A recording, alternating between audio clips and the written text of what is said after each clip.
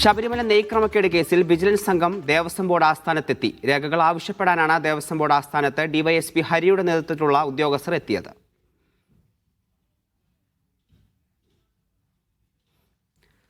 വിവരങ്ങളുമായി Sijo V John ചേരുന്നുണ്ട്. സിജോ, അന്വേഷണത്തിലേക്ക് കടക്കുകയാണ് വിജിലൻസ് സംഘം. എന്താണ് അവിടുത്തെ നടപടിക്രമങ്ങൾ, എങ്ങനെ പുരോഗമിക്കുന്നു?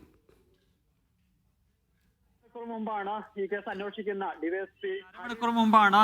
അന്വേഷിക്കുന്ന ഡിവൈഎസ്പി ഹരിയുടെ നേതൃത്വത്തിലുള്ള സംഘം ഇവിടെ എത്തിയത്. ഇപ്പോൾ ഇവിടെ ഉദ്യോഗസ്ഥരുമായി ആശയവിനിമയം നടത്തുകയാണ്. അതോടൊപ്പം തന്നെ ഈ കേസ് എടുക്കുന്നതിന് പ്രധാനപ്പെട്ട ഒരു കാര്യമായിട്ട് ഈ വിജിലൻസ് സംഘം എടുത്തിരിക്കുന്നത് ദേവസ്വം വിജിലൻസ് നടത്തിയിരിക്കുന്ന അന്വേഷണം തന്നെയാണ്, അതിന്റെ റിപ്പോർട്ട് തന്നെയാണ്. ആ റിപ്പോർട്ട് പരിശോധിക്കും. അതോടൊപ്പം തന്നെ അതിനെക്കുറിച്ച് അന്വേഷിച്ച സുനിൽ, ദേവസ്വം വിജിലൻസ് ഉദ്യോഗസ്ഥനായിട്ടുള്ള സുനിൽ നിന്ന് വിവരങ്ങൾ തേടുകയാണ്.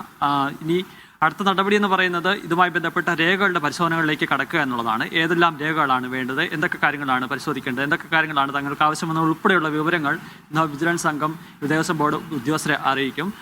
പറ്റുമെങ്കിൽ ഈ പറയുന്ന പ്രാഥമികമായിട്ടുള്ള ചില വിവരശേഖരണങ്ങൾ അല്ലെങ്കിൽ രേഖകൾ ശേഖരിക്കാൻ പറ്റുമെങ്കിൽ അത് നോക്കും. അതല്ല എന്നുണ്ടെങ്കിൽ വരും ദിവസങ്ങളിൽ തന്നെ ഇതുമായി ബന്ധപ്പെട്ട മറ്റ് രേഖകളുടെ പരിശോധനയിലേക്ക് എത്തും എന്നുള്ള വിവരം അറിയിക്കുക എന്നുള്ളതാണ്. ഇന്നിപ്പോൾ ദേവസ്വം ബോർഡ് യോഗം പുരോഗമിക്കുകയും ചെയ്യുകയാണ്. സ്വാഭാവികമായി നമ്മൾ പ്രതീക്ഷിക്കുന്നത് ഈ ദേവസ്വം ബോർഡ് പ്രസിഡന്റിനെ ഉൾപ്പെടെ ഈ സംഘം കണ്ട് ഇതുമായി ബന്ധപ്പെട്ട കാര്യങ്ങൾ കമ്മ്യൂണിക്കേറ്റ് ചെയ്യുമെന്നാണ് പ്രതീക്ഷിക്കപ്പെടുകയും ചെയ്യുന്നത്. ഇതിൽ ഏറ്റവും പ്രധാനപ്പെട്ട കാര്യം എന്ന് പറയുന്നത് ഇതിൽ നെയ്യ് വാങ്ങുന്നതിന് മിൽമയിൽ നിന്ന് നെയ്യ് വാങ്ങുന്നതുമായി ബന്ധപ്പെട്ട രേഖകളുണ്ട്. ആ രേഖകളുടെ പരിശോധനയാണ് നടക്കുകയും ചെയ്യുന്നത്. അതോടൊപ്പം തന്നെ ഉദ്യോഗസ്ഥരുടെ മൊഴി രേഖപ്പെടുത്തുന്നുണ്ട്.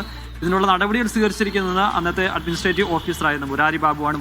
മുരാരി ബാബു അന്തരിച്ചിട്ടുണ്ട്. അപ്പോൾ മറ്റു ഉദ്യോഗസ്ഥരിൽ നിന്ന് ഇതിന് മുൻകൈ എടുത്തുള്ള മറ്റു ഉദ്യോഗസ്ഥരിൽ നിന്ന് വിവരങ്ങൾ തേടുക എന്നുള്ളതാണ്. അതോടൊപ്പം തന്നെയാണ് ഇപ്പോൾ നിലവിൽ സ്വർണ്ണക്കള്ള കേസിൽ അറസ്റ്റിലായി കഴിയുന്ന PS പ്രശാന്ത്, അതോടൊപ്പം തന്നെ അജികുമാർ എന്നിവരിൽ നിന്ന് ചോദ്യം ചെയ്യുക എന്നുള്ളതും വരും ദിവസങ്ങളിൽ നടക്കുമെന്നാണ് പ്രതീക്ഷിക്കപ്പെടുന്നത്. എന്തായാലും 10 ദിവസത്തിനകം ഇതുമായി ബന്ധപ്പെട്ട പ്രാഥമികമായ റിപ്പോർട്ട് നൽകാൻ വേണ്ടിയിട്ടാണ് ഹൈക്കോടതി അന്വേഷണ സംഘത്തോട് ആവശ്യപ്പെട്ടിരിക്കുന്നത്. അതിനുള്ളിൽ തന്നെ പരമാവധി വിവരങ്ങൾ ശേഖരിച്ച് റിപ്പോർട്ട് സമർപ്പിക്കാൻ വേണ്ടിയിട്ടാണ് അന്വേഷണ സംഘം ലക്ഷ്യമിടുകയും ചെയ്യുന്നത്.